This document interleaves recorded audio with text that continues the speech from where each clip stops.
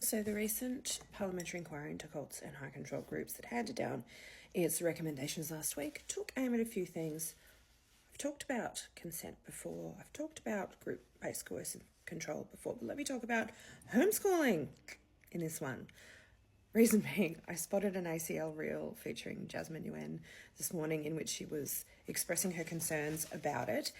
As a ex-homeschool kid, let me tell you why I'm really happy that this came up. There can be all sorts of great reasons to homeschool. We live in a country with a massive landmass, and if you're in remote Australia, getting to school may be just simply impossible. And if you have a child with a disability who is perhaps absconding from school or needs some intensive sort of hands-on care, it might not be possible to go to school. There's all sorts of reasons for homeschooling, but one that can be really concerning is when world-rejecting cults or high control groups want to make sure that the outside world doesn't have any access to their kids. Now, this is hardcore indoctrination, or at least it can be.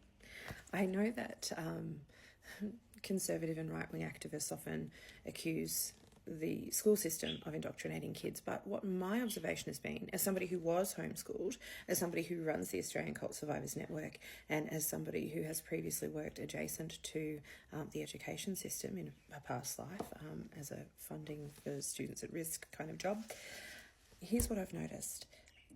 Even though they're accused of indoctrinating in state schools, what they actually do is teach kids to ask questions.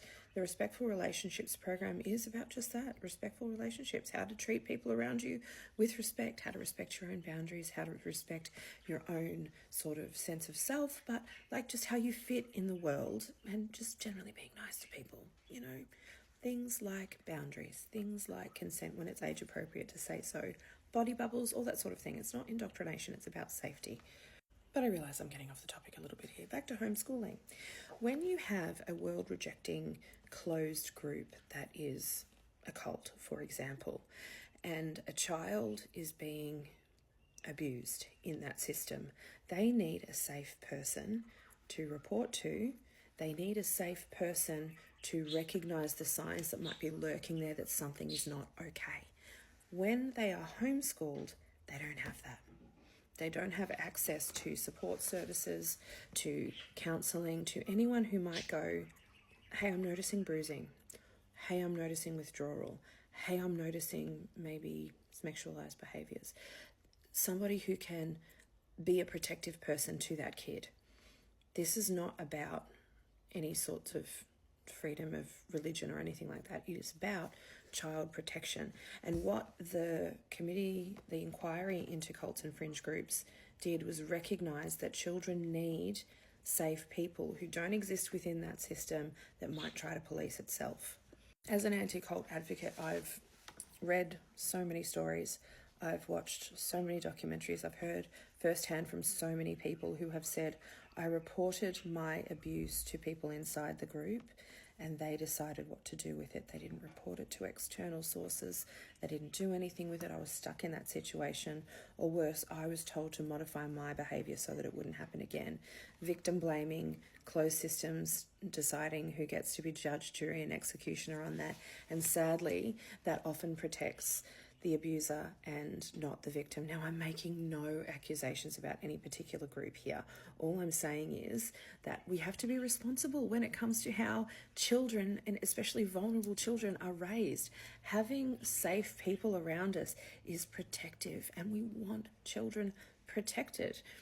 We also want families to be intact, and we also want, people to grow up in healthy communities, and all of that is great, and faith is great, and faith community is great, and all of that stuff is, fantastic. But if there is a closed group that is taking care of its own abuse allegations, this too often results in unsafe situations continuing, re-traumatization of victims, and all sorts of secondary traumatization for the way that the abuser might be protected or restored, while the victim just has to sit there completely without supports. So that's my concern. I was homeschooled.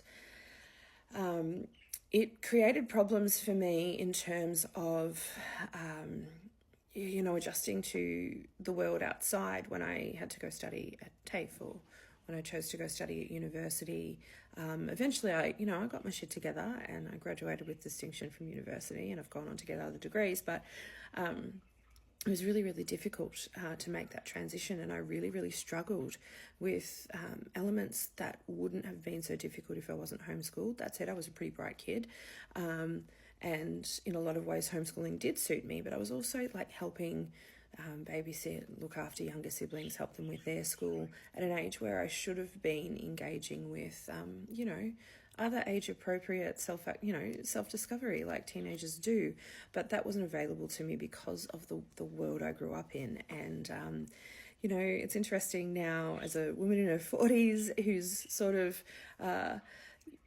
trying to navigate life and understanding dating and boundaries and all of these things that would have been different when I was a kid.